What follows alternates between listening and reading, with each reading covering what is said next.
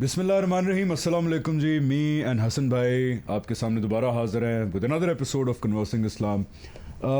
Please اگر آپ conversing اسلام دیکھ رہے ہیں تو اس کو ایک سیکوینس میں دیکھیے, because where in continuation of a conversation. ہم ایک نیریٹو کو آگے لے کے چل رہے ہیں in an organised manner. So if you have seen the previous episodes, please آپ پچھلی ایپیسوڈ ضرور دیکھیے یہ والی دیکھنے سے پہلے, تاکہ you can stay in the loop of the conversation. ہم بیسکلی یہاں تک پہنچے ہیں کہ there is a problem with in us. When I say us, I mean Muslims, I mean the religious thought of Islam جو پچھلے 1400 سال سے زیادہ میں ڈیولپ ہوئی ہے, جو انسانی کام ہے. یاد رکھیے گا, ریلیجس تھاٹ انسانی کام ہے. جب اللہ کا پیغام دنیا میں آیا, انسان نے اس کو انٹرپریٹ کیا, جس کے رزلٹ میں فقہ وجود میں آئی, جورسپروڈنس آئی. اس میں کچھ ہیں مسائل, اور ان مسائل کو ایڈریس کرنا اس لیے ضروری ہے کیونکہ اس دور میں جب ہم ایک مسلمان امت کے طور پہ اگر اپنا جو اللہ تعالیٰ کے ساتھ وعدہ کیا ہوا ہے کہ ہم ان کا پیغام دنیا کو لے کے جائیں گے, دنیا کی طرف لے کے جائیں گے, اس کے اندر بہت بڑا مسئلہ پیش یہ آ جاتا ہے کہ ہمارے اپنے ہاں ایسی دین کی انٹرپریٹیشنز رائج ہیں بدقسمتی سے کہ ان کے ساتھ جب ہم دین لے کے جاتے ہیں دوسروں کے پاس تو ایک بہت بڑا ایشو بن جاتا ہے. وہ قابل قبول نہیں ہے انسانوں کو وہ. اور جب دین کو ہم دیکھتے ہیں تو واقعی وہ باتیں دین کے اندر بھی نہیں پائی جاتی. تو یہ کوشش ہی اس چیز کو ڈیڈیکیٹڈ ہے کہ ہم ایک ڈائلاگ انیشیٹ کریں ود ان دا مسلم امہ کہ آئیں, let's revisit our interpretation of God's message, let's revisit our religious thought جو انسانوں کی بنائی ہوئی ہے, اور دیکھیں کہ کہیں کچھ غلطی تو نہیں کر گئے ہم لوگ, کہیں اصلاح کرنے کی ضرورت تو نہیں ہے. اور اس میں کوئی حرج نہیں ہے, اٹس ناٹ این انسلٹ. اسی طرح سارے علم دنیا کے آگے بڑھتے ہیں, سائنس ہو گئی, سوشیولوجی ہو گئی, اینتھروپولوجی ہو گئی, تو خدا کے دین کا علم بھی ایسے ہی آگے بڑھے گا کہ ہم اس پہ ہر وقت وی کیپ ان چیک کہ کہیں کچھ غلطی تو نہیں ہوئی. ابھی ہم یہاں تک پہنچ گئے تھے کہ قرآن, کہ ہم نے قرآن کی جو انڈرسٹینڈنگ تھی, اس کو پڑھنے کا پرسپیکٹو جو تھا, وہ کہیں کھو چکا ہے پچھلی کافی سینچریز میں, because of all the political biases, cultural biases. پھر انسان کی اپنی کچھ ایسی نیچر ہے کہ بہت زیادہ ٹائم گزر جائے تو وہ اصل پوائنٹ کو چھوڑنا شروع ہو جاتا ہے. قرآن کیا ہے, پچھلی ایپیسوڈ میں ہم نے ڈسکس کیا کہ بیسکلی اللہ تعالیٰ نے انسان کو پیدا کیا اس دنیا میں, صحیح اور غلط کا شعور, اپنے ہونے کا شعور اس کی فطرت میں دیا. اس کی ری انفورسمنٹ کے لیے اللہ تعالیٰ نے حضرت آدم سے کلام بھی کیا, ان کو نبی بھی بنایا, بعد میں نبی آئے. پھر جب نبیوں کی بات بھی نہیں مانی, انسان نے اپنی فطرت کی بات بھی نہیں مانی, اپنی عقل کی بات بھی نہیں مانی, تو اللہ تعالیٰ نے رسول بھیجا. رسول کیا ہوتا ہے؟ رسول اللہ تعالیٰ کی طرف سے وہ جو قیامت کے دن خدا کی عدالت برپا ہوگی, اس کا دنیا کے اندر ایک چھوٹا سا نمونہ ایک قوم کے لیے دکھایا جاتا ہے اللہ تعالیٰ کی طرف سے. یعنی دیٹس اللہ تعالیٰ ڈائریکٹلی انٹرویننگ آن دس ارتھ. کیوں؟ اس لیے کہ اس قوم کا فیصلہ ہو اور دنیا کے لیے گائیڈنس ہو, دنیا کے لیے وہ خدا کے ہونے کا, آخرت کے ہونے کا, جنت اور دوزخ کے ہونے کا ایک عالمی سب سے بڑا ثبوت بن جائے, جس کی گواہی دینے کے لیے اللہ نے امتیں کھڑی کی, اور آخری امت ہم لوگ ہیں. تو ہمارا یہ فرض ہے کہ ہم اس پہ ایک ڈائلاگ انیشیٹ کریں. کیوں حسن بھائی, ہم لوگ پہنچ گئے تھے کہ قرآن اصل میں کیا ہے اور رسالت اصل میں کیا ہے. تو اگر اس چیز کو آپ سمرائز کریں تو ہم پھر آگے چل کے یہ ڈسکس کریں گے کہ اس کی یہ انٹرپریٹیشن نہ لینے کی وجہ سے کیا کیا عالمی مسائل پیدا ہوئے جن کو آج تک ہم لوگ بھگت رہے ہیں. جی حسن بھائی. دیکھیے حمزہ بھائی, اس میں پہلا ایک نقطہ جو بہت لوگوں کی توجہ جس پہ ہونی چاہیے ہے, ہمارے عام طور پہ یہ ہوتا ہے کہ آپ اپنے نیریٹو کو بہت تفصیل سے بیان کریں, اس کی وضاحت کریں, اس کی تنقید کریں, اس کو مختلف انداز میں لوگوں تک پہنچائیں. جو پرسیو کرنے والا سامنے کھڑا ہوا آدمی ہے, اس کے سامنے کچھ حجابات ہوتے ہیں, اس کے سامنے کچھ چیزیں ہیں جو اس میسج کو اس کے دل و دماغ تک پہنچنے میں مزاحم ہوتی ہیں, روکتی ہیں. میرا یہ خیال ہے کہ ہمیں جب بھی اس طرح کے موضوعات پہ بات کرنی چاہیے تو سمپیتھائز کرنا چاہیے ان لوگوں کے ساتھ جو لوگ ہماری اس بات کو اس طرح سے پرسیو نہیں کر رہے, کیونکہ نمبر ون وہ بھی ہم میں سے ہی ہیں, اور مسلمان بھائی. اور یہ بات یعنی یوں نہیں ہے کہ آج آپ پر نہا تھی اور عیاں ہو گئی اور یہ میں نے کوئی دریافت کر لی. یہ بات پاکستان کے اندر, پھر اس کے بعد پاکستان سے نکل کے ملیشیا میں, پھر اس کے بعد جو سوشل میڈیا کا انقلاب آیا ہے, غامدی صاحب پچھلے 15-20 سال سے پوری دنیا کو سمجھا رہے ہیں, بتا رہے ہیں. پرابلم کیا ہوتی ہے؟ پرابلم یہ ہوتی ہے کہ جب کبھی بھی آپ قائم شدہ تصور کو چیلنج کرتے ہیں, وہ قائم شدہ تصور ہوتا کیا ہے؟ وہ قائم شدہ تصور اصل میں ایک تہذیب کو جنم دیتا ہے, ایک معاشرت کو جنم دیتا ہے. اس معاشرت کے اندر کچھ لوگ ہیں جو ہیروز کا درجہ اختیار کر جاتے ہیں. وہ ہیروز ہیں جن کو آپ ان انٹینشنلی ورشپ کر رہے ہوتے ہیں. دیکھیے قرآن مجید نے کیا کہا ہے یہود کے بارے میں کہ انہوں نے ارباب من دون اللہ, اللہ کے علاوہ اتخذوا احبارہم و رہبانہم, کہ اپنے مذہبی پروہتوں کو, اپنے فریسیوں کو, اپنے پیشواؤں کو خدا کے علاوہ اپنا مالک بنا لیا ہے. تو یہ بات انسان کے اندر پائی جاتی ہے, تبھی خدا نے بتائی ہے نا, تبھی قرآن مجید میں اس نے بتایا بنی اسماعیل کو کہ تم یہ مت ہو جانا. دیکھیں آپ بھی تو غامدی صاحب کو اسی طرح لیتے ہیں نا. بتاتا ہوں میں آگے کہ ہم ان کو کس طریقے سے لیتے ہیں. خدا تعالیٰ نے جب قرآن مجید میں بار بار یہ کہا بھئی ان کی طرح مت ہو جانا, ان کی طرح مت ہو جانا, اس کا مطلب کیا ہے؟ اس کا مطلب یہ ہے کہ یہ حص انسان کے اندر موجود رہتی ہے. تو ہم کیا کرتے ہیں, ایک تہذیب, ایک معاشرت, ایک سویلائزیشن جس میں صدیوں کا تحمل ہو, اس میں ہیروز پیدا ہوتے ہیں. ہم ان ہیروز کے ساتھ اتنی غیر معمولی اٹیچمنٹ رکھتے ہیں کہ جیسے ہی آپ استدلال پیش کرتے ہیں تو وہ جو ہیرو شپ کا قصر ہے وہ ٹوٹتا ہوا نظر. اور ہمارے ہاں بہت ہیرو ورشپ ہوتی ہے. جو جنگجو رہے ہیں ہماری اسلامی تاریخ کے اندر, جو واریئرز رہے ہیں, بے شک بڑے بہادر لوگ تھے, لیکن ان کی وارز کو, ان کے جنگجو ہونے کو دین کے ساتھ منسلک کر کے کوئی خدائی مشن کے طور پہ جب دیکھا گیا تو وہ تو ایک ڈیوائن ہیروز بنے. دیکھیں دنیا میں سب سے بڑی چیز جو انسان کی جبلت, اس کی فطرت, اس کی بلٹ ان ریم کے اندر اللہ نے دیا, وہ کیا ہے؟ وہ یہ ہے کہ ڈومیننس, وہ یہ ہے کہ برتری, وہ یہ ہے کہ اپنے آپ کو اعلیٰ و عرفہ بیان کرنا. تو جب آپ کسی مسلک, کسی نقطہ نظر, کسی فرقے سے اٹیچ ہو جاتے ہیں تو ہوتا کیا ہے, آپ ایک اندرونی ڈگنیٹی میں مبتلا ہو جاتے ہیں. Sense of belonging. آپ سمجھتے ہیں کہ میں جس سے جڑا ہوا ہوں وہی تو ہے جو نجات دہندہ ہے, وہی ہے نجات دہندہ ہے, وہی ہے جس کو الٹیمیٹ فتح ملنی ہے دنیا کے اندر, اور وہی ہے کہ جس نے سچائی کو اپنی حقیقت میں پا لی ہے. تو میں ابتدا میں کیا کہنا چاہتا ہوں ان تمام لوگوں کو, ہم نے پچھلی 3 قسطوں کے اندر جو بات بیان کرنے کی کوشش کی, وہ کوشش کیا ہے کہ دیکھیں مجھے, میں ایک دوسرے پس منظر سے اس طرف آیا ہوں, دیکھیں انہیں, یہ ایک دوسرے پس منظر سے اس طرف آئے ہیں. اس کا مطلب ہے کہ کچھ پرابلم ہے, کچھ سوال ہے. ہم کسی فرقے, کسی سیکٹ کو دنیا میں مشہور کرنے کے لیے, یا لوگوں کو غامدی صاحب کا متبع اور مقتدی اور مرید بنانے کے لیے, یا لوگوں کو مکتب فراہی کے آگے سر تسلیم خم کرنے کی کوشش نہیں کر رہے. نہیں, ہم لوگوں کے اندر خرد افروزی, بصیرت اور جس کو آپ کہتے ہیں کریٹیکل انالیسس کرنے کی ایک جہت, ایک جستجو کو پیدا کر رہے ہیں. تو یہ چیز وہ لوگ جو مذہب سوالات رکھ رہے ہیں کہ یہ دیکھیں یہ ہیں کچھ پرابلمز ہیں ہمارے, تو ہمارے جو مذہبی لوگ ہیں جو اس روایت سے جڑے ہوئے ہیں, ان کو ہم بڑی محبت کے ساتھ اور بڑی دل لگی اور بڑی اپنائیت کے ساتھ دعوت دیتے ہیں کہ آؤ اس سفر میں ہمارے ساتھ شریک ہو. دیکھو یہ مذہب, اور یا میں آپ کو بتاؤں, یہ بات کوئی میرے فخر یا آپ کے فخر کی نہیں ہے, یہ بات مذہب کی رسوائی کی ہے. یعنی ہم اللہ کا پیغام لے کے جاتے ہیں, پیغام پیش نہیں کر پا رہے ہیں کیونکہ اس کے پیچھے ایسے آئیڈیاز کھڑے ہیں جو I don't blame people for not accepting. آپ دیکھیں سلیوری, ٹھیک ہے, عورت کی گواہی آدھی, عورت بالکل گھر میں بند ہو جائے, اس کے علاوہ کئی ایسے احکامات ہیں دنیا کے اندر, باقی تہذیبوں کو ختم کر دیا جائے, صرف اسلامی تہذیب, وہ یہ نہیں فطرت قبول کرتی. آپ دیکھیں جب ہم پیش نہیں کر پاتے تو ہم کیا کرتے ہیں, ہم پورے مذہب کی اورینٹیشن کو تباہ و برباد کر دیتے ہیں, اس کے تار و پود بکھیر دیتے ہیں. جب ہم سے کوئی پوچھتا ہے کہ اس کی وجہ کیا ہے, اس کی حکمت کیا ہے, یہ ماڈرن ٹائمز میں اس کی ریلیونس کیا ہے, تو ہم کیا کہتے ہیں, بھائی دین تو ایمان بالغیب کا نام ہے, دین تو بے عقل ماننے کا نام ہے. سیدنا علی نے کہا تھا اگر دین کی بنیاد عقل پہ ہوتی تو جو ہے مسا وہ موزے کے نیچے ہوتا, اوپر نہ ہوتا. اور دین میں عقل دوڑانا تو اصل میں سرکشی ہے, اصل میں بغاوت ہے, اصل میں فتنے کو پروان چڑھانا ہے. تو ہم کرتے کیا ہیں, وہ خدا کا دین جو کفار کو کہہ رہا ہے کہ سوچو, تم اپنی عقل کیوں نہیں استعمال افلا تاقلون افلا تدبرون افلا تبصرون ام علی قلوب اقفالها, کہ دلوں پہ تالے پڑے ہوئے ہیں. اور پھر ان کو کیا کہتا ہے کہ لاؤ کوئی علمی دلیل ہے, اثرات من العلم, کوئی دلیل لے کر آؤ اس بات کے مقابلے میں جو پیغمبر لے کے کھڑے ہیں. تو پہلی بات اس کو میں یوں کہوں گا کہ یہ پوری گفتگو, پورا انیشیٹو کوئی ہار جیت نہیں, کوئی شکست و فتح نہیں ہے.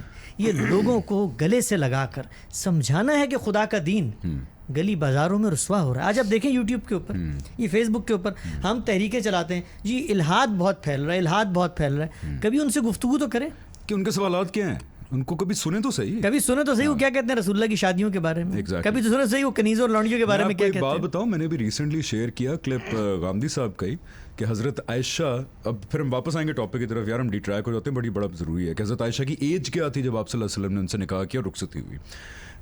تاریخی سورسز سے عمومی طور پہ پریولنٹ پوائنٹ آف ویو یہ ہے کہ ان کی شادی ہوئی تو وہ 6 سال کی تھیں اور رخصتی ہوئی تو 9 سال کی تھیں. ایک بہت ہی تفصیلی 16-17 منٹ کی ویڈیو میں غامدی صاحب اور غامدی صاحب کے علاوہ کتنے اور اسکالرز ہیں تاریخ میں رہے ہیں, ایک دو کا نام لے لیں کہ کون ہے؟ بہت ہے, حکیم نیاز احمد صاحب ہیں اور دسیوں علماء عرب علماء ہیں جنہوں نے بڑا کنکلوسیولی پروو کر کے دکھایا ہے کہ حضرت عائشہ رضی اللہ عنہ کی عمر 16-17 سال تھی جب آپ صلی اللہ علیہ وسلم سے نکاح ہوا, اور تقریباً 19-20 سال تھی جب وہ رخصتی ہوئی. یار نیچے کامنٹس کے اندر لوگوں نے اس کو حق اور باطل کا مسئلہ بنا لیا جی کہ آپ تو مغرب کو خوش کر رہے ہیں, آپ مغرب کو خوش کرنے کے لیے آج حضرت عائشہ کی ایج بڑھا رہے ہیں, تو مغرب کو خوش کرنے کے لیے اب آپ شادیوں پہ کیا کہیں گے؟ یہ کفار تو کبھی کسی بات پہ راضی نہیں ہوتے, آپ اسلام چینج کریں. اللہ کے بندو, ریکویسٹ بھائیوں والی کہ ایک چیز فیکچولی اگر لگ رہا ہے غلط ہے, ٹھیک ہے, انسان نے اتنی ترقی کر لی نا کہ آج ہمیں برا لگ رہا ہے کہ یار 9 سال کی بچی 6 سال کی بچی انسانیت یہاں تک پہنچ گئی, تو پھر یہ اگر سوال پیدا ہوا تو اس کو اکیڈیمکلی دیکھنا چاہیے نا. یہ تو اپرچونٹی پیدا ہو گئی کہ یار لگ رہا ہے ایک چیز غلط تھی, اس کو ٹرانسلیٹ کرنا کہ نہیں اب مغرب کو خوش کر. بالکل. اب ہم آتے ہیں اس بات کی طرف جو قرآن کے بارے میں ہم نے سمجھی تھی, اور اس کا قرآن اور رسالت, اس کا نتیجہ کیا نکلا غلط سمجھنے کا. پہلے ذرا سمرائز کرنا. دیکھیں ہم نے کیا سمجھا تھا کہ قرآن مجید کیا ہے, اللہ کا رسولوں کے ساتھ ایک خاص قاعدہ, خاص قانون ہے, دنیا میں اللہ ان کو بھیجتا ہے, وہ آ کر کنکلوسیو آرگومنٹ دیتے ہیں. وہ آرگومنٹ ایسا ہوتا ہے کہ کوئی ڈینائی نہیں کر سکتا. یہ کیوں ہوتا ہے؟ تاکہ لوگوں پر واضح کر دیا جائے کہ حق کیا ہے.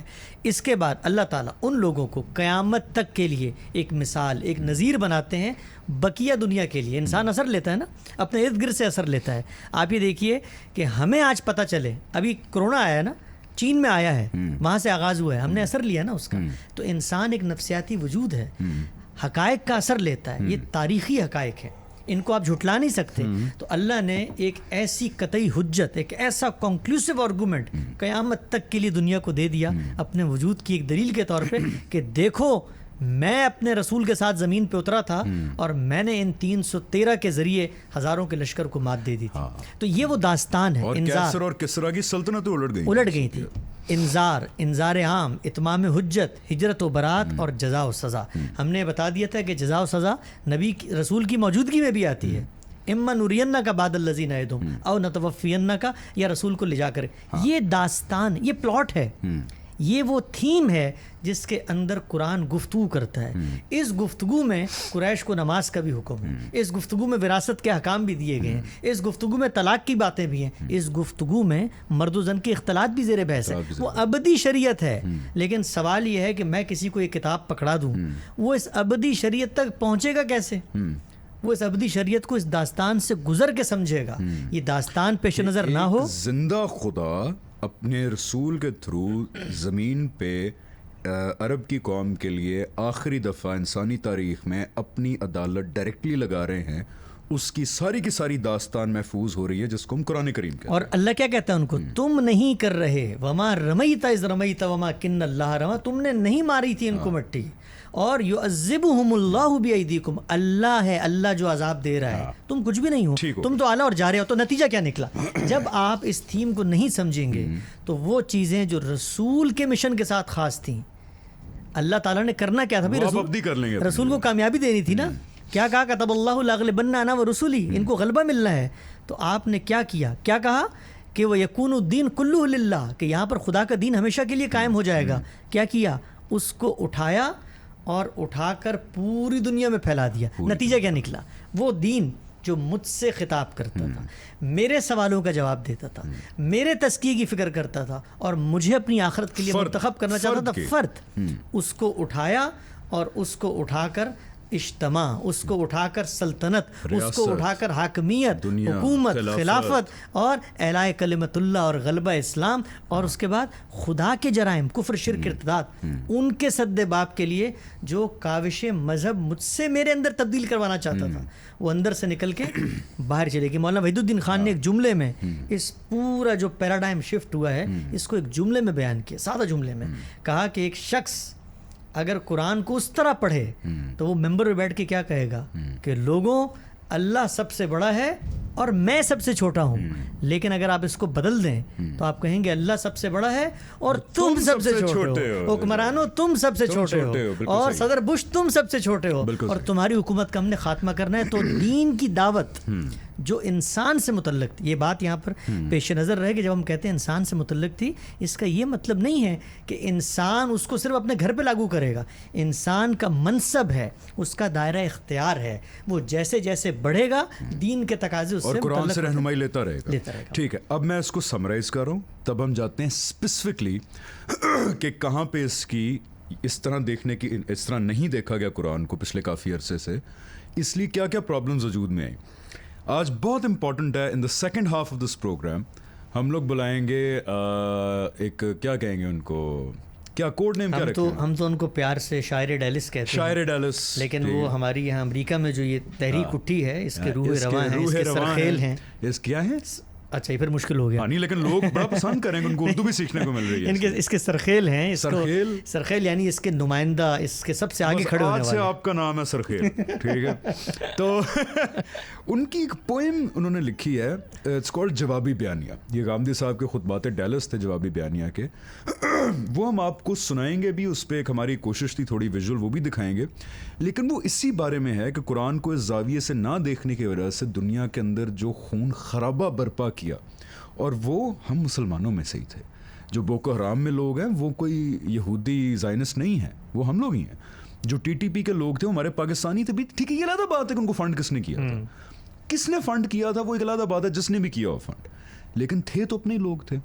کہاں سے وہ آیتیں لے کے آ رہے تھے؟ قرآن سے لے کے آ رہے تھے. اور وہ آیتیں کون سی تھیں؟ یہی والی آیتیں تھیں. ہماری بڑی مسکنسیپشن ہے کہ یہ پوری دنیا میں غلبے کی, عالمی جنگ کی خواہش صرف کسی ایک سیکٹ کی ہے اسلام کے اندر. نہیں, you will be very surprise to know کہ this is the prevalent Islamic جو انٹرپریٹیشن ہے. گاندھی صاحب نے جب آرٹیکل لکھا 2015 میں, ہزاروں کی تعداد میں لوگوں نے اس پہ رد عمل دیا کہ یہ جو آپ بات کر رہے ہیں کہ دینی تحریکوں اور مدرسوں میں یہ بات پڑھائی جاتی ہے, یہ کہاں ہے؟ تو لوگ تو اس کو اس طریقے سے بیان نہیں کرتے آج کل نا, ممبر مسجد محراب میں بیٹھ کے اس کو اون نہیں کرتے. تو پھر ہم نے پورے ماضی کے علم میں سے غامدی صاحب کے جو نکات تھے ایک ایک جگہ سے وہ حوالے نکال کے پیش کیے, اور پھر علماء سے پرسنلی پوچھا کہ جی یہ سب کچھ تو موجود ہے, ہمیں پڑھایا ہے آپ نے. آپ کو پتا ہے کہ جب تحریک طالبان پاکستان میں اٹھی اور کچھ مذہبی علماء نے ان کے خلاف فتویٰ دیا, تو انہوں نے, وہ طلبہ تھے, انہوں نے خطوط لکھے, انہوں نے کہا استاد جی یہی تو پڑھایا تھا آپ نے, یہ نہیں لکھا ہوا, تفسیر میں نہیں لکھا ہوا, فقہ کی کتاب میں نہیں لکھا ہوا.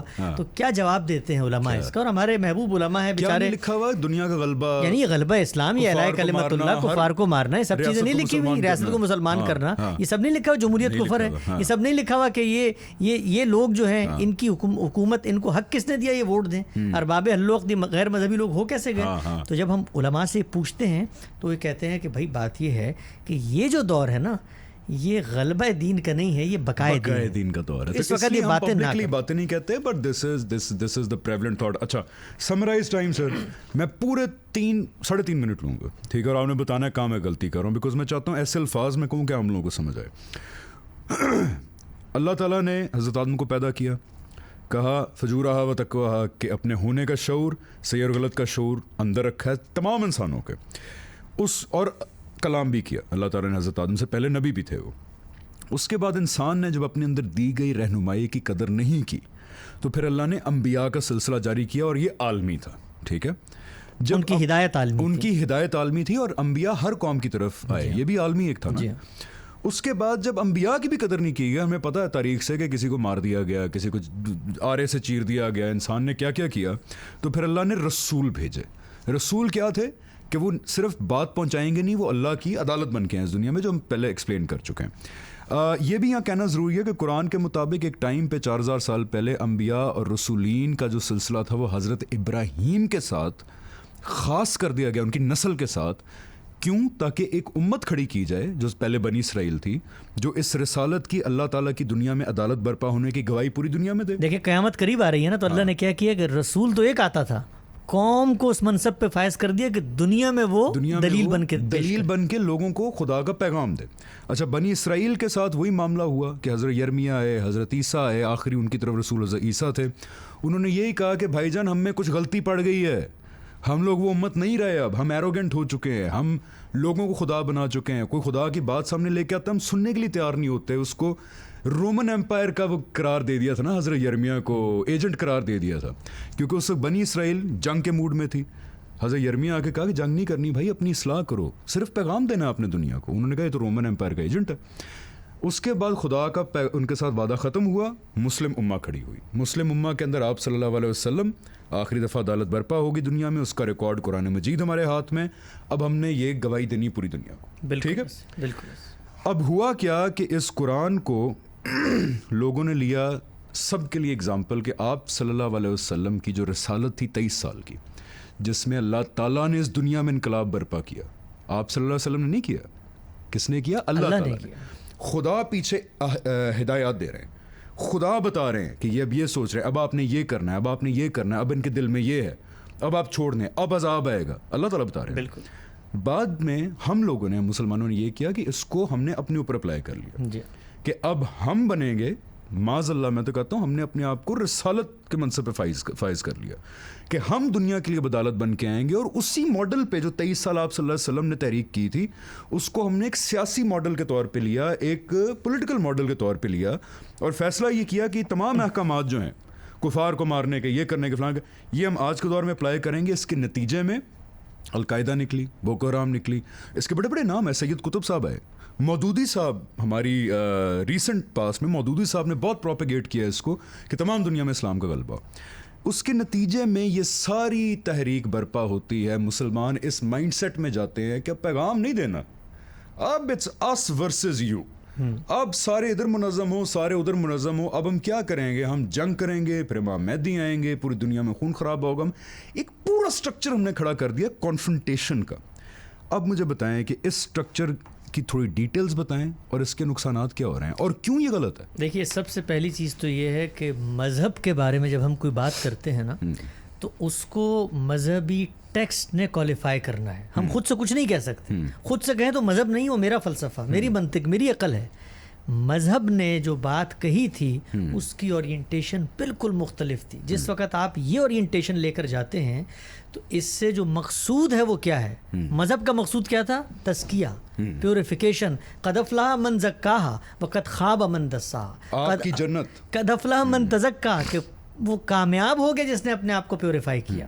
میری پیوریفیکیشن. اچھا، لوگ عام طور پہ کہتے ہیں کہ یہ اصل میں ایک ریئیکشنری تحریک ہے، وہاں اجتماعیت کی بات ہوئی تو اس کو فرد پہ لیا. نہیں بھائی، یہ ریئیکشنری تحریک نہیں ہے. فرد کے مسائل اس سے زیادہ بڑے ہیں جو اجتماع کے مسائل. میں غیبت کرتا ہوں، میں جس کو کہتے ہیں سرکشی کرتا ہوں، میں جھوٹ بولتا ہوں، میں تہمتیں باندھتا ہوں، میں جنسی طور پر بالکل بے پرواہ ہو جاتا ہوں، میں لین دین کے اندر بد اخلاقی کو لے آتا ہوں، میری زندگی سراسر حق قتل کرتا ہوں، میں یتیموں کا حق کھاتا ہوں، میں بچوں تک کو ریپ کر دیتا ہوں. یار میں بچوں کو ریپ کر دیتا ہوں. میرے اندر 500 مسائل ہیں. یہ انسان ہے جو ارد گرد پھر رہا ہوتا ہے. دین اس کو اندر کے مسئلے کو ٹھیک کرنا ہے. یہ انسان ہے جن سے جیلیں بھری ہوئی ہیں. یہ انسان ہے جو معاشرے کے اندر فساد پیدا کرتا ہے. اس انسان کو یہ بتانا کہ دیکھو تم نے ایک دن مرنا ہے اور خدا کے حضور پیش ہونا ہے، اپنا تزکیہ کرو، اپنی تطہیر کرو، اپنے آپ کو پاک کرو، اس کو آپ وہاں سے ہٹاتے ہیں. کا یہ بھی ایک مقصد ہے، لیکن اصل مقصد کیا ہے کہ جس کو اللہ نے برداشت کیا ہوا ہے. اللہ نے تو کہا نا بھائی میرے منکر ہے نا، میں نے برداشت کیا ہوا ہے، جس کو چاہوں ہدایت دوں اور جس کو چاہوں نہ دوں، میرے ہاتھ میں ہے. لیکن ہم یہ کہتے ہیں کہ نہیں، اللہ تعالیٰ تو جو کام کریں وہ کریں، ہم کیوں نہ یہ کام کر دیں. تو اس کی پیچھے کچھ چیزیں تو آپ نے اس طرح بیان کی، کچھ چیزیں انشاءاللہ آئندہ سیشن میں ان ڈیپتھ زیر بحث لائیں گے. کچھ ایسے ٹیکسچول پرابلمز ہیں ڈیوائن گائیڈنس کے اندر، انڈرسٹینڈنگ کے پرابلم، یعنی آپ مذہب کی جو عبارتیں ہیں، نصوص ہیں، رسالت مآب صلی اللہ علیہ وسلم سے منسوب ارشادات ہیں، ان کو مس انٹرپریٹ کرتے ہیں. تو اس کا یہ نتیجہ نکلتا ہے کہ ہم آگے آئیں گے اس کی طرف نا، کہ جو احادیث کے ساتھ اس کو سمجھنے میں ایشو ہوا. تو اس کا نتیجہ کیا نکلا؟ نتیجہ یہ نکلا کہ آپ نکلے اور آپ نے نفاذ شریعت کا مطالبہ شروع کر دیا کہ خدا کی زمین پہ حکمرانی قائم ہوگی، سیاسی طور پہ، خدا کی زمین پہ خدا کا نظام خدا کے ماننے والوں کے ذریعے، میرے آپ کے ذریعے نہیں. ان کی نظر میں تو اگر ہم ان کی انٹرپریٹیشن کو نہیں مانتے تو ہم تو بزدل لوگ ہیں. ہم تو کافروں کے وہ ہیں، کیا ہیں کافروں کے کیا ایجنٹ سارے، کفر کے یہ چراغ سارے، ان کے لہو سے انہیں مٹا دو. تو یہ جو نظم ہے یہ اسی بارے میں ہے کہ ہم مسلمانوں نے پیغام کچھ اور تھا, پیغام میری پیوریفیکیشن تھا, اس میرے اندر کی تبدیلی کا تھا. ہم نے اس کو غلط انٹرپریٹ کر کے آپ صلی اللہ علیہ وسلم کی رسالت کو غلط انٹرپریٹ کر کے بنا دیا کہ دنیا میں انقلاب لائیں گے اور دنیا کے اندر کوئی خاص نظام. یہاں یہ بات بھی پیش نظر رہے کہ جب میں کہتا ہوں مجھ سے متعلق تھا, تو میں اگر حکمران بنتا ہوں تب بھی دین کی کچھ ہدایات ہیں میرے لیے. میں اگر ایک مدرسے کا پرنسپل بنتا ہوں تب بھی ہدایات. آپ ایک باپ بنیں گے تب بھی ہیں, لیکن مجھ سے ہیں, لیکن آپ سے ہیں, مجھ سے. اچھا یہاں یہ بھی ایک ہے کہ اس زاویے سے قرآن کو نہ دیکھنے کی وجہ سے بڑی عجیب عجیب کانٹرڈکشنز آتی ہیں سامنے. ایک جگہ اللہ تعالیٰ کہہ رہے ہیں کہ یہ نصارہ تو بڑے اچھے لوگ ہوتے ہیں, یہ نصارہ میں تو منکس ہوتے ہیں, یہ بڑے عاجز لوگ ہوتے ہیں, قرآن میں ہے نا. ایک اور جگہ اللہ تعالیٰ کہہ رہے ہیں کہ یہود و نصارہ آپ کے دوست نہیں ہو سکتے, اور ایک جگہ کہہ رہے ہیں کہ ان کی عورتوں نے شادی کر لو, ان کی عورتوں نے شادی بھی کر لو. تو آپ کہتے ہیں یہ کیا ہوا ہے. تو اس لیے آئیں قرآن کے زاویے کے اوپر بات کریں. بریک پہ جانے سے پہلے I would like to show you this کیا کاوش کہیں گے ہماری طرف سے ایک, کہ جو یہ قرآن کو غلط طرح سے پڑھنے کا اور دیکھنے کا نتیجہ تھا وہ کیا نکلا, اس کو کیا بھگتے ہم نے ریزلٹس. اور اس پوئم کو جو لکھنے والے ہیں جو کیا تھے, شاعر ڈیلس سرخیل, ٹھیک ہے, جو سرخیل ہیں ان کو ہم آپ سے تعارف کرائیں گے. یہاں میں بتا دوں وہ ایک عام آدمی کی صدا ہے کہ اس کا اپنا سفر ہے کہ اس نے اس روایتی مذہبی بیانیے کو پڑھا اور پھر غامدی صاحب کے اس نقطہ نظر کو سمجھا, اپنے جذبات کا اظہار کہ وہ کیسے ان کے ذہن میں ایک کشمکش چلی کہ انہوں نے دنیا دیکھی اپنے ارد گرد, ان کو لگا یہ صحیح نہیں ہو رہا یار جو ہو رہا ہے. تو we'll have a great session with ہم آفٹر دا بریک. ابھی آپ دیکھیے پوئم, اٹس کالڈ جوابی بیانیہ بائی فرحان سعید صاحب. جو پوچھتے ہو کہ اس میں کیا ہے, یہ کس کے دکھ درد کی دوا ہے, تو آؤ بیٹھو دکھاؤں تم کو, ہے کیسی الجھن بتاؤں تم کو. میں کھو گیا ہوں, میں بے نشاں ہوں, میں کس سے پوچھوں کہ میں کہاں ہوں. پتا جو میرا بتا رہے ہیں, جو مجھ کو رستہ دکھا رہے ہیں. میں سن رہا ہوں, میں دیکھتا ہوں, پر ایک مشکل, میں سوچتا ہوں. جسے یہ کہتے ہیں دین کا رستہ, نہیں رہا وہ کہیں کا رستہ. جو آئینہ یہ دکھا رہے ہیں, یہ مجھ کو مجھ سے ڈرا رہے ہیں. اس آئینے میں ہے ایک حیوان, کسی طرح بھی نہیں جو انسان. ہمیں سبق یہ پڑھا رہے ہیں, یہ حکم رب ہے جتا رہے ہیں. عرب خدا کا, عجم خدا کا, زمین خدا کی, علم خدا کا. سلاؤ تلوار سر اڑا دو, بتانے کفر و ریا کو ڈھا دو. جہاں مسلمان نہیں ریاست, ہر اس حکومت کو تم گرا دو. جو امن کی بات کر رہے ہیں, یہ سارے بزدل ہیں, ڈر رہے ہیں کفر کے یہ چراغ سارے. لہو سے ان کے انہیں بجھا دو. یہ کافروں کے امام پکڑو اور ان کا نام و نشاں مٹا دو.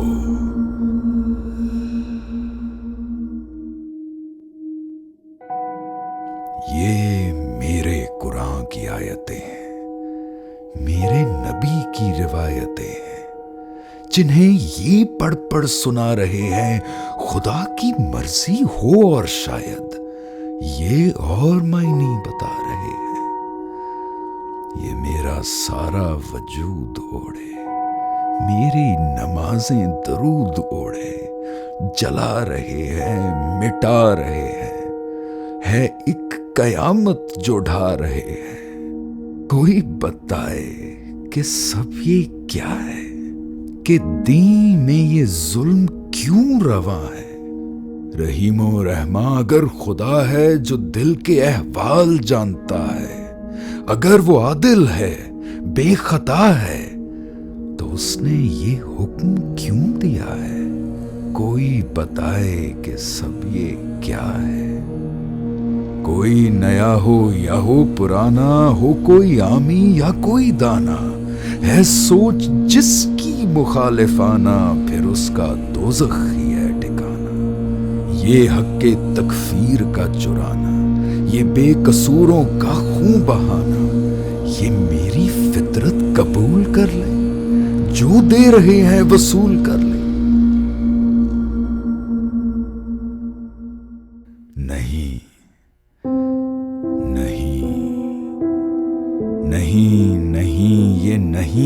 ایسا, نبی خدا کا نہ دین ہے ایسا. خدا کا قرآن پڑھنے والے, نبی پہ ایمان رکھنے والے, خدا کی بستی جلا رہے ہیں. یہ کیسی دنیا بنا رہے ہیں. ہماری آنکھوں میں ایک نشان سوالیہ ہے بوجھ دل پر کہ جیسے کوہ ہمالیہ ہے دین کیا اور ہم نے کیسا بنا لیا ہے. وہ زہر کیا ہے جو ہم نے چپکے سے کھا لیا ہے. سبھی سوالوں کا ہے مدلل جواب اس میں, ملے گی حکمت بھی اور تم کو کتاب اس میں. یہ شب کی ظلمت کو دور کرتا ہوا دیا ہے, یہ سب اندھیروں کا ایک جوابی بیانیہ ہے.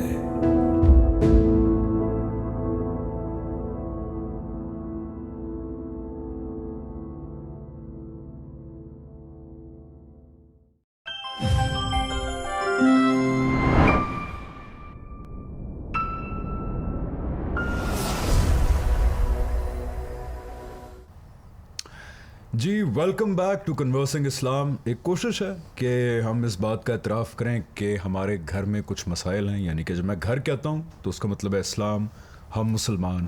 اس کے اندر کچھ مسائل ہیں جن کے اوپر ہمیں نظر ثانی کی ضرورت ہے.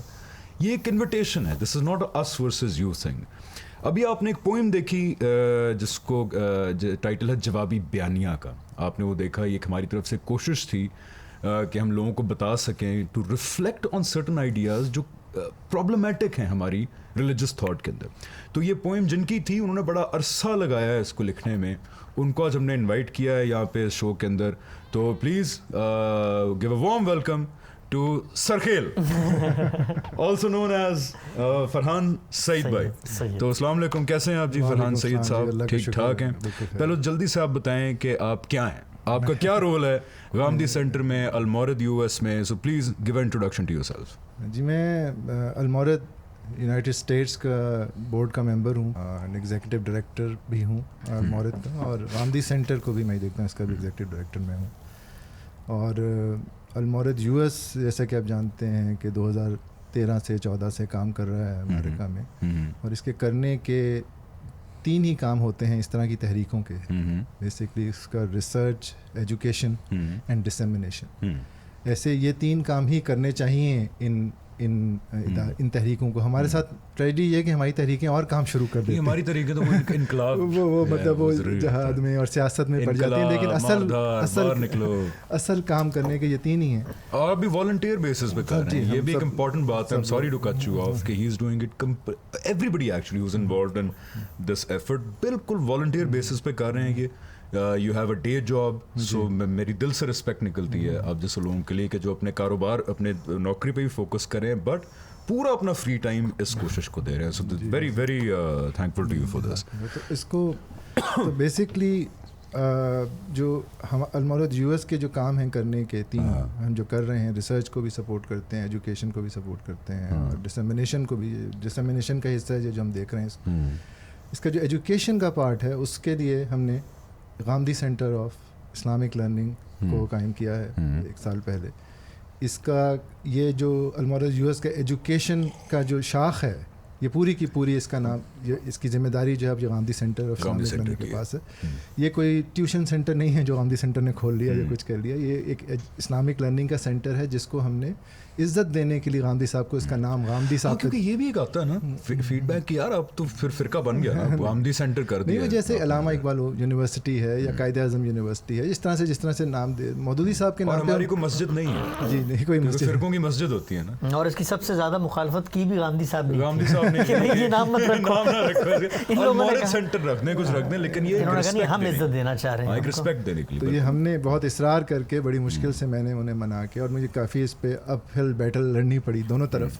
لیکن میں چاہتا تھا کہ اتنا بڑا اسکالر جن کو ہم جو ہمیں سپورٹ کرتے ہیں ان کو ہم یہ عزت دیں کہ ہم ان کے نام پہ ایک سینٹ, جب ہم ایجوکیشن جو کہ ان کی زندگی کا مقصد ہے ایجوکیشن, مطلب اس سے بہتر کیا چیز ہو سکتی ہے. آپ کو لگتا ہے کہ مسلمان امت کے تمام مسائل جیسے ہم ابھی بات کہہ رہے تھے آپ کے آنے سے پہلے کہ قرآن کا صحیح زاویہ کیا ہے پڑھنے کا, ان سارے مسائل کا حل ایجوکیشن ہے. ایجوکیشن ہے. اس کے علاوہ یہ گاندھی صاحب کا ہمیشہ سے یہ آپ دیکھیں گے کہ وہ کہنا ہے کہ ایجوکیشن کے علاوہ ہمارے پاس ہمارا کوئی علماء کا کام نہیں ہے کہ وہ جتھے بنائیں یا کوئی دین نافذ کرنے کی کوشش کریں یا کچھ کریں. The only thing that we have to do is educate people, محبت سے, پیار سے.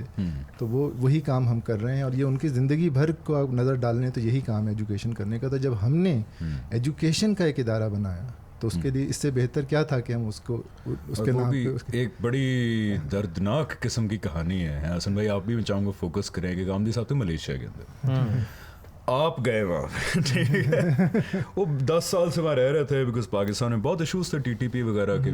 تو آپ پھر ان کو کنونس کر کے حسن بھائی بھی اور گاندھی صاحب کو آپ ملیشیا سے یہاں لے کے آئے, اور لیکن آپ ملیشیا پہلے گئے ٹو ریکارڈ خطبات ڈیلس. جی ہاں, جو 10 گھنٹے کے, میں ان کو انٹر دے دوں. جی جی, خطبات ڈیلس جو ہیں فرحان بھائی کی کاوش ہے, یوٹیوب پہ اویلیبل ہے. بائی دا وے فرحان بھائی کی وائف بھی ادھر موجود ہے, منزہ باجی, thank you so much, she is a huge support for Gandhi centre also. اور کیا کہتے ہیں, سرخیل کی سرخیل, باس کی باس ہے نا, باس کی باس.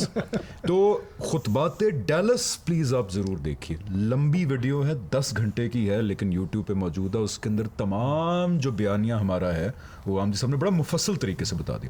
سو وہاں اس بیانیے کو ریکارڈ کرنے کی تاریخ ذرا بتائیں, اور پھر آپ نے جو جوابی بیانیہ پوئم لکھی جو بھی لوگوں نے دیکھی, جو بعد میں اینڈ پہ ہم دوبارہ پلے کریں گے, کیا تھاٹ پروسیس تھا آپ کا اس کے پیچھے؟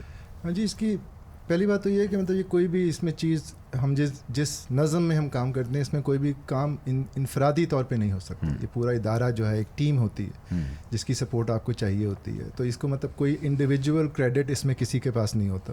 یہ ہم نے گاندھی صاحب کی فکر کے مطابق ایک جمہوری انداز میں بنائی گئی بنتی ہے. اس میں ووٹنگ ہوتی ہے, اس کی جنرل باڈی ہے, وہ ووٹ کر کے بورڈ جمہوریت تو کفر ہے, وہ بورڈ کو سلیکٹ کرتی ہے. بورڈ اپنا ایک پریزیڈنٹ سلیکٹ کرتا ہے, تو وہ ایک پورا اس سے ہے, اور پھر پریزیڈنٹ بھی سب مل کے فیصلے کرتے ہیں. تو یہ جتنے بھی ہم کام کر رہے ہیں اس میں کسی کا انڈیویجول کریڈٹ نہیں ہے. Hats off to all the members جو ہمارے بورڈ ممبرز ہیں, ہمارے جنرل باڈی ممبرز ہیں, ہماری کمیٹی کے ممبرز ہیں, والنٹیئرز ہیں. جی جی بالکل, آہستہ آہستہ ہمارے بہت سارے والنٹیئرز ہیں جو دن رات اس میں کام کر رہے ہیں. تو یہ سب کی ایک کلیکٹیو ایفرٹ ہے کہ اس میں کسی ایک انڈیویجول کا کوئی آپ بہت زیادہ اس میں سب کا کچھ نہ کچھ کوئی چیز انیشیٹ کرتے ہیں, پھر سب مل کے اس میں کام کرتے ہیں. تو یہ چیز ہوتی ہے. تو 2015 میں جب گاندھی صاحب یہاں پہ پہلی دفعہ امریکہ آئے تھے, تشریف لائے تھے, تو ہم نے سوچا, المورد یو ایس کے جو لوگ تھے انہوں نے سوچا کہ کوئی ایسی چیز یہاں پہ ریکارڈ ہونی چاہیے جو کہ یادگار رہے, کیونکہ اس وقت ہمیں نہیں پتا تھا کہ وہ دوبارہ آ پائیں گے. اتنا بڑا سفر کوئی ہم و گمان میں بھی نہیں تھا ہمارے کہ گاندھی صاحب جو ہیں وہ ادھر. خواہش تو بہت تھی, ہر دنیا کے ہر ملک کے المورد کی خواہش ہوگی کہ گاندھی صاحب وہاں پہ آ جائیں, تو خواہش تو ہم میں بہت تھی, لیکن اس کی امکان کوئی نہ. وہ ٹور پہ بڑی مشکل سے آئے تھے اس میں بڑی. تو ہم نے سوچا کہ سب ہیں بھی ایسے باہر نکلتے سارا دن ایک ڈیسک پہ بیٹھے رہتے ہیں. تو ان کے ہاں بالکل مزاج کے خلاف ہے یہ اسفار وغیرہ, سفر, یہ جرنیز جو ہیں. تو ان کو ہم نے پھر کہا کہ کچھ بڑا اصرار کیا, انہوں نے کہا کہ نہیں ابھی. ہم نے کہا کہ ابھی انہوں نے تازہ جوابی بیانیہ, یہ آرٹیکل جو لکھا تھا اخبار میں شائع ہوا تھا کہ 55 کے قریب اس کے اختلافی مضامین آ چکے تھے. تو میں نے سوچا کہ ابھی یہ بہت زیادہ اس میں کنفیوژن ہو گیا, اتنے سارے باتیں ہو گئیں, تو اس کی کچھ وضاحت ہونی چاہیے. تو آپ اس کو پڑھا دیں, ایک بار سمجھا دیں کہ آپ کہہ کیا رہے ہیں. تو اس سے بات تو وہ تیار نہیں تھے. ان کا خیال تھا کہ ابھی یہ ریڈی نہیں ہیں لوگ اس کو سننے کے لیے, یہ بھی وقت لگے گا. تو میں نے کہا نہیں, آپ اس کو, میں نے بڑا اصرار کیا, اور آخری وقت تک وہ تیار نہیں تھے. صبح جب ہم نے 9 بجے ریکارڈنگ شروع کی تو 8 بجے تک وہ تیار نہیں تھے. کیونکہ ہیں اس میں جو باتیں ہیں اس میں واقعی ایسے پوائنٹس ہیں جس کے اوپر بڑا مسئلہ کھڑا. تو بہرحال وہ پھر ہم نے جب ریکارڈنگ یہیں ڈیلس میں اس کی شروع کی, ظاہر ہے وہ مختصر ٹور تھا, اس کے 5-6 قسطیں ریکارڈ ہوئیں. اس کے بعد وہ ملیشیا واپس چلے گئے. تو اب مکمل تو کرنا تھا, تو پھر میں نے ایک دن وہ کیمرہ اٹھایا اور میں ملیشیا پہنچ گیا ان کے پاس کہ جی یہ ریکارڈ. انہوں نے کہا میرا تو گلا خراب ہے, میں تو نہیں کر سکتا. میں نے کہا ٹھیک ہے جی, واپس آ گئے. اس کے بعد پھر ہم 3-4 مہینے ساری رات روئے مریا کوئی. اس کے 3-4 مہینے بعد میں پھر پہنچ گیا ان کے پاس. میں پہلے جگت آ رہی ہے لیکن انہوں نے چھپا لی, ان کی آنکھوں سے لگ رہا ہے, ان کی آنکھوں سے لگ رہا ہے. کیونکہ یہ جب بھی وہاں آتے تھے تو میزبانی کا شرف جو ہے وہ ہمیں ہی حاصل ہوتا تھا. تو وہ آپ کو, یہ آپ نے دیکھا, میں نے کتنے افسوس سے دن آپ کو یاد آ رہے ہیں جب آپ کو ان کو میزبانی کے شرف حاصل ہوا. اور یہ آتے بھی ایسے تھے کہ ایئرپورٹ پہ پہنچ کے کہ بھائی میں امریکہ سے نکل گیا ہوں، کوالالمپور پہ آ جانا مجھے لینے کے لیے، جیسے کوئی محلے سے آدمی دور جاہلیت کی پینفل بات ہے. اچھا پھر کیا ہوا؟ آپ چلے گئے ملیشیا. پھر میں نے جا کے وہاں پہ ہم نے پھر جو جوابی بیانیہ ہے وہ ملیشیا میں ریکارڈ کیا، اس کی سیریز کو مکمل کیا. ضرورت کیا پڑی آپ کو؟ جس کی ضرورت جیسے میں نے بتایا کہ جو میرا جو اپنا سفر ہے بیسکلی وہ یہ کہ میں ایک خاص کلاس، بہت ساری کلاسز ہوتی ہیں. ایک آپ ہیں جو کہ ایک مختلف پس منظر سے آئے ہیں، حسن صاحب کا ایک مذہبی پس منظر ہے، میرا ایک پروفیشنل پس منظر. ہاں ایک میں آئی ٹی پروفیشنل تھا جو کہ مطلب نوکری بھی کر رہا ہے، خاندان بھی دیکھ رہا ہے. تو وہ مطلب ان ساری مصروفیت میں کیریئر میں بھی آپ کو آگے بڑھنا ہے، سب کچھ کرنا ہے. جو تھوڑا بہت ٹائم بچتا ہے اس میں دماغ میں خیال آتا تھا کہ یہ مذہب کیا ہے اور مذہب میرا نظریہ کیا ہے. تو جب ہم آگے بڑھ کے دیکھتے ہیں، جب ڈھونڈنے کی کوشش کرتے ہیں، تو جو لوگ اپنے آپ کو مذہب کا نمائندہ بتاتے ہیں انہی کے پاس جائیں گے.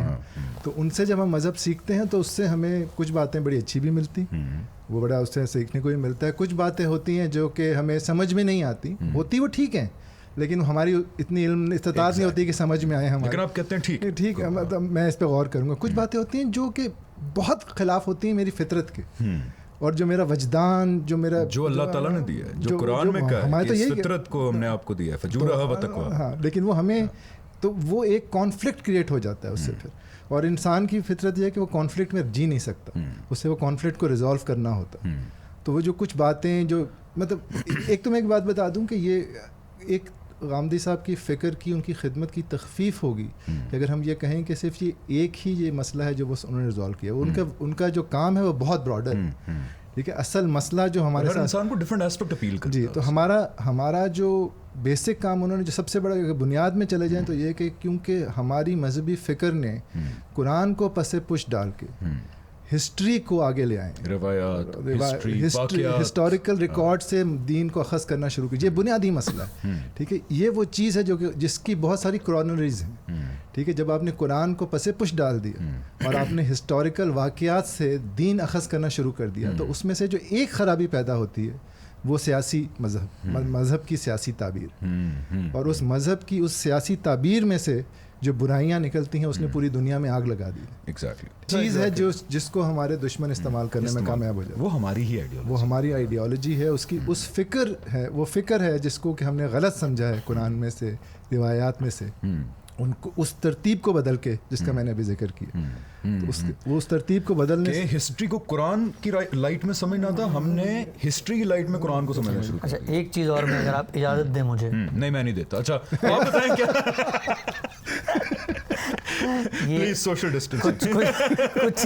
کچھ اجازتیں ہوتی ہیں جو محض تکلف کے لیے مانگی جاتی ہیں، تو نہ مانگے ورنہ میں مان نہیں رہا تھا. چل اب آپ نے زبردستی لے لی ان کا. بلکہ یہ جو ہے ایک زندہ مثال ہے اس بات کی. ان کے ساتھ جو ابتدائی تعارف ہوا ہمارا غامدی صاحب کا، وہ ایک اختلاف سے ہوا. وہ یہ بتائیں گے کہ انہوں نے ایک آرٹیکل لکھا کہ بھائی مجھے آپ کی اس رائے سے اتفاق نہیں ہے. ہم ان کو جانتے بھی نہیں تھے، غامدی صاحب کی رائے سے اتفاق نہیں ہے. اور ای میل کیا انہوں نے، تو وہ میں نے بھی پڑھا، میں نے استاد کو بھی پڑھایا. تو غامدی صاحب کی جو ایک ہدایت پڑی جس پہ وہ سختی سے عمل پیرا ہوتے ہیں اور عمل کرواتے بھی ہیں کہ جب بھی کوئی تنقید آئے سب کام چھوڑ کے کھلے دل و دماغ سے آپ اس کو پڑھیں، اس کا جائزہ لیں. ہو سکتا ہے ہماری کوئی غلط. تو انہوں نے مجھے یہ کہا کہ بھائی یہ کن صاحب نے لکھا ہے. تو میں نے کہا جی میں تو نہیں جانتا، ان کو ایک ای میل آئی ہے. تو آپ ڈھونڈیں ان کو، ان سے رابطہ کریں. تو ان سے اس وقت رابطہ ہوا اور پھر ان کے ساتھ گفتگو کا سلسلہ شروع ہوا اور کرتے کرتے. اور جو میں آپ کو دلچسپ بات بتانا چاہتا ہوں کہ 5 سال کا سفر ہے، اور یہ میں صرف محض ایک بات نہیں ہے، ایک رویہ ہے.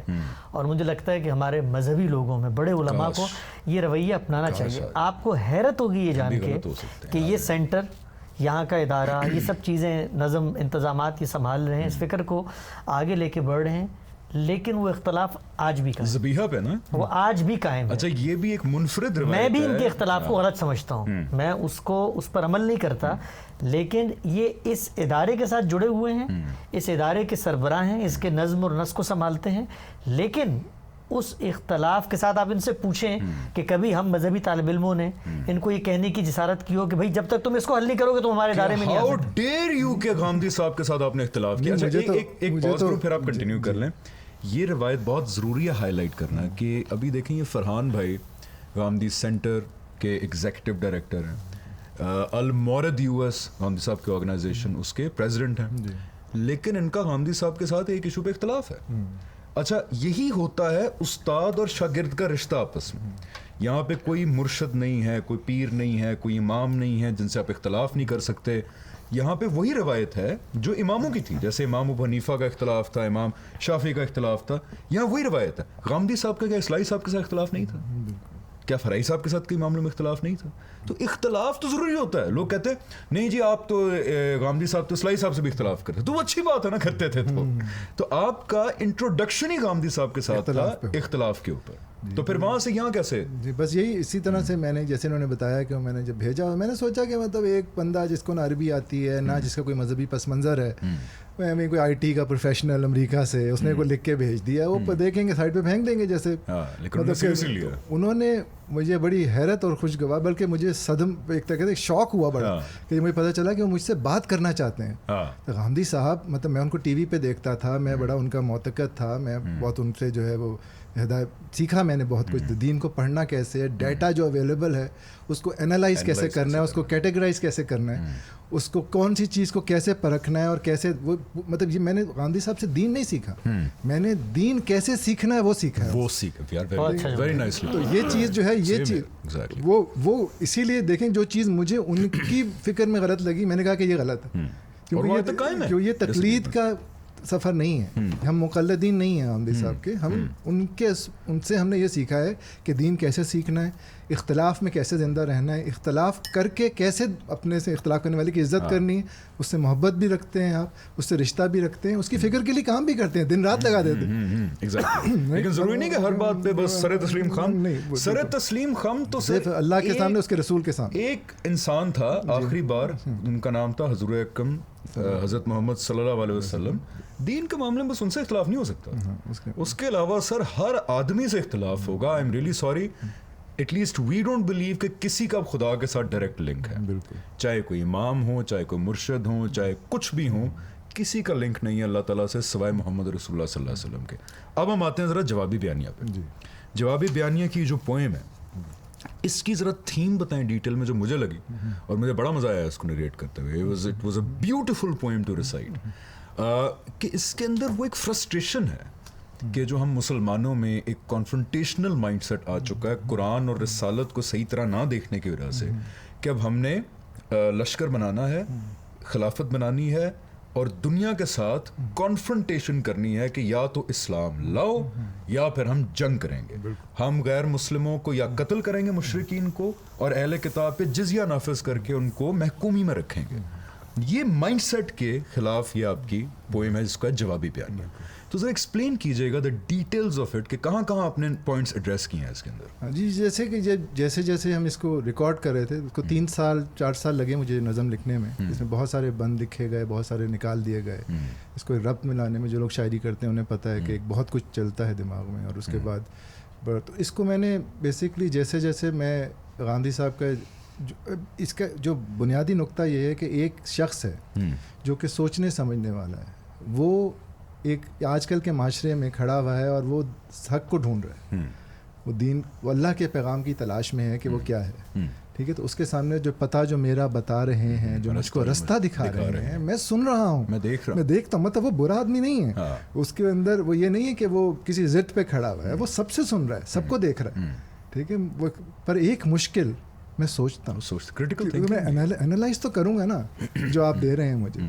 تو وہ جب انالائز کرتا ہے تو اس میں سے کچھ چیزیں ایسی ہیں جو کہ اس کی فطرت جسے ابا کرتی ہے. مطلب کہ اس طرح سے کسی کو اس بات پہ مار دینا کہ آپ کو اختلاف ہے, آپ کو تکفیر کر دینا, مرتد ہیں, آپ کافر ہیں, یا پھر یہ کہ آپ کے حق کی حکومت جو ہے وہ سوائے آپ کے علاوہ کسی کے پاس نہیں ہے. ہاں, اور یا پھر اگر آپ مسلمان نہیں ہیں تو ہماری اس ریاست کے اندر آپ سیکنڈ کلاس سٹیزن. میں ایک سوال ہے ہمارے لوگوں سے کہ آپ کے ارد گرد کیا آج قابل قبول لگتی ہے آپ کو یہ بات کہ پاکستان میں آپ اپنے کرسچن بھائی کو کہیں یا ہندو بھائی کو کہیں گے ہاں بھائی آپ اس ملک میں سیکنڈ کلاس سٹیزن ہیں. یہ بات اسرار صاحب بھی کہتے ہیں, مودودی صاحب بھی کہتے ہیں, لیکن آج آپ, میں چاہتا ہوں اکیلے میں ذرا بیٹھ کے سوچیں کہ کیا ہمیں اختیار ہے کہ جب 1947 کو پاکستان بنا تھا, اور یہی بات جب ہمیں دوسرے ملکوں میں کہی جائے تو ہمارے سینے پہ کیا گزرے, ہمارے سینے میں کیا گزرے گی. آپ صلی اللہ علیہ وسلم نے کہا نا کہ اپنے لیے جو تم پسند نہ کرو کیا ہمیں اچھا لگے گا کہ امریکہ میں کہا جائے کہ یہ مسلمان جو ہیں نا سیکنڈ کلاس سٹیزنس،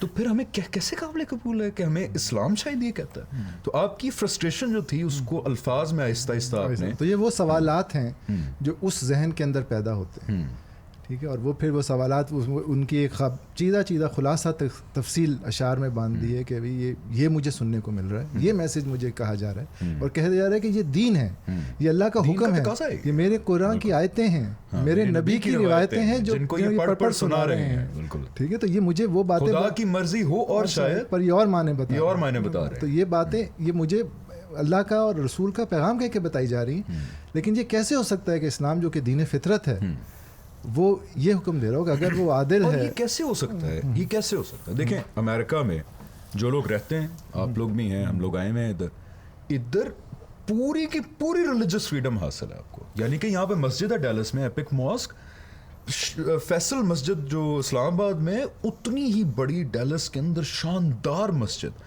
یہاں پہ گاندھی سینٹر بنا لیں، آپ مسجد بنا لیں، آپ جمعہ پڑھیں، آپ کو جو دل کرتا کریں، پولیس کھڑی ہوئی حفاظت کر رہی ہے، حفاظت کر رہی ہے، اچھا ٹیکس کی چھوٹ ہے یہاں پہ apparently, we are non profit organisation, یعنی جو مسجد کو آپ چندہ دیتے ہیں، آپ مسجد کو کوئی خیرات دیتے ہیں تو سرکار اس کے عوض اتنے ہی پیسے جو آپ نے وہاں دیے آپ کو ٹیکس سے منع کر لیتی، ٹیکس سے منع کر لیتی ہے۔ اچھا بڑی بڑی کمپنیز بھی کرتی ہیں نا، مائکروسافٹ وغیرہ، کہ آپ نے کسی ریلیجس آرگنائزیشن کو چیریٹی دی ہے تو وہ اس ریلیجس آرگنائزیشن کی چیریٹی کو میچ، یہاں پہ میں اپنا کام کر دوں، یہاں پہ ہم we are non profit charitable organisation, یہ جو مذہبی لوگ ہمیشہ جاتے ہیں ان کو جو چندہ مانگنے کی جو روایت ہے، مائکروسافٹ کی جو ٹائم ختم ہو گیا ہمارا، میں جاری رکھوں گا، یہ میرے منصب کا تقاضا ہے۔ مائکروسافٹ کی جو بینیوٹی جو ہے وہ ہمیں ریکگنائز کرتے ہیں، اس طرح سے بہت سارے یہاں پہ امریکن آرگنائزیشن ہے جو ایک تعریف میں کر رہا ہوں ان کی، کہ وہ ہمیں ریکگنائز کرتے ہیں ایز اے نان پروفٹ، اگر آپ ان کو $100 چندہ دیں گے تو وہ $100 اس میں ایڈ کر کے ہمیں دیں گے، ڈبل کر کے اس کو پلیز ڈونیٹ۔ تو اگر آپ کو کرنا ہے تو اپنی کمپنی سے پتہ کریں، we are Al-Mawrid US United States is a non profit charitable organisation, تو پلیز ڈونیٹ، یہ ہمارا یہ سارا کام جو چل رہا ہے اس میں ہمارے کوئی یہود و نصارہ مدد نہیں کر رہے، بلکہ کسی کے پاس اگر نمبر ہو یہود و نصارہ کا تو پلیز مجھے بھیج دیں کہ میں کچھ ان سے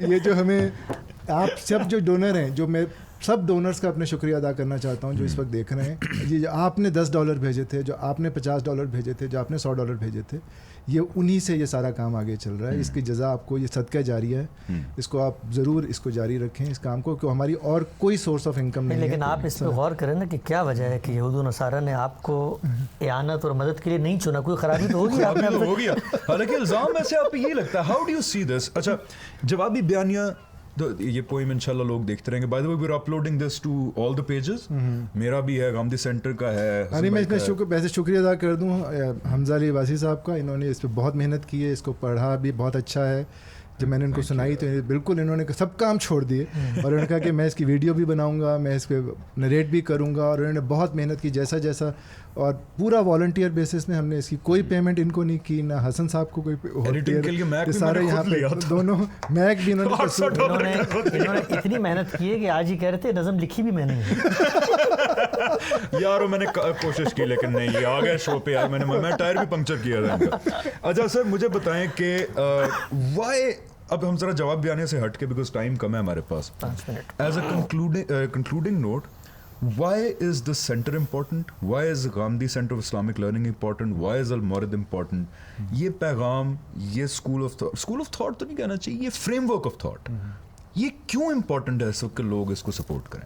یہ اپروچ دیکھیں، یہ کام ہونا تو پاکستان یا شاید انڈیا سے بہتر طریقے سے ہو سکتا تھا، وہاں پہ اس زبان کو، پیغام کو سمجھنے والے زیادہ لوگ ہیں، لیکن یہ کہ وہاں پہ ممکن نہیں، ادھر شیشے توڑ دیں گے ٹھیک، تو اس کے بعد ہم نے دیکھا کہ جو ہمارا پورا نیریٹو، جو ہمارا استدلال تھا گاندھی صاحب سے، کہ آپ ملیشیا میں بیٹھے ہیں جہاں پہ یہ کام نہیں ہو سکتا، آپ زبان سمجھنے والے نہیں ہیں، وسائل اویلیبل نہیں ہیں، تو دنیا میں اس وقت کون سا ملک ہے جو کہ اس کام کو اس طرح سے سپورٹ کرے گا، جیسے کہ میں نے آپ کو بتایا کہ وہ مطلب ہم پوری ریاست جو آئین ہے وہ ہماری سپورٹ میں کھڑا ہو، مطلب اس میں بڑی بات، ڈونلڈ ٹرمپ یا کوئی بھی پریزیڈنٹ بھی آ جائے، جو کہ اس طرح سے نہ ہمیں سپورٹ کرتا ہو, لیکن وہ آئین جو ہے وہ سپورٹ کر رہا ہے, جس کے اس کی بنیادوں میں ایک آزادی فکر اور اس قسم کی چیزیں جو ہیں وہ بلٹ ان ہیں. تو وہ ایک امریکہ ہی ہے جس میں ہمیں اللہ کا شکر ادا کرنا چاہیے کہ دنیا میں کوئی ایسا خطہ موجود ہے جہاں کھل کے اپنی بات کریں, کوئی قدر نہیں ہے. تو یہ بہترین جگہ تھی کرنے کے لیے. تو ہم نے انشاءاللہ یہ کام ابھی شروع کیا ہے, اور آپ اس کے دیکھ رہے ہیں کہ اس کے نظر آنے شروع ہو گئے ہیں کہ ہم مختلف پورے رمضان میں روزانہ کچھ نیا کانٹینٹ کر رہے ہیں. غامدی صاحب کے 4 پروگرام ہو رہے ہیں, کنورسنگ اسلام کے 2 پروگرام ہو رہے ہیں, 2 کورسز ہو رہے ہیں. تھنک کہ ہم مسلمانوں میں دیر از an issue, there is a problem in our religious thought, اس لیے یہ بہت امپورٹنٹ ہے یہ سوال پوچھنا. بالکل, یہ کہ سوال کرنا اور ان کو سوچنے پہ مجبور کرنا کہ یہ جو اگر کوئی پرابلم ہے, اگر وہ کسی تضاد میں زندہ ہیں, کسی ڈینائل میں رہ رہے ہیں, تو وہ ان کو اس میں رہنے کی ضرورت نہیں ہے, اس میں کوئی عقیدت نہیں ہے, اس میں کوئی سوال کرنے میں کوئی خوف نہیں ہونا چاہیے. آپ کو لگتا ہے کہ یہ تضادات, کیونکہ دیکھیں ایز اے امت میں بار بار یہ ایمفسائز کر رہا ہوں حسن بھائی کہ ایز اے امت ہمارا کام ہے دنیا کو خدا کا پیغام دینا, اس کے علاوہ بائی دا وے ہمارا کوئی کام نہیں ہے اگر آپ قرآن پڑھیں. تو اس کے اندر پرابلمز آتے ہیں جب تضادات ہوتے ہیں. فار ایگزامپل میں جب کسی جائے کہتا ہوں پاکستان کو لے لیں, ٹریڈیشنل نیریٹو کیا ہے, میوزک از حرام, لیکن ہمارے ترانے میں بھی میوزک ہے, ہماری شادیوں میں بھی میوزک ہے.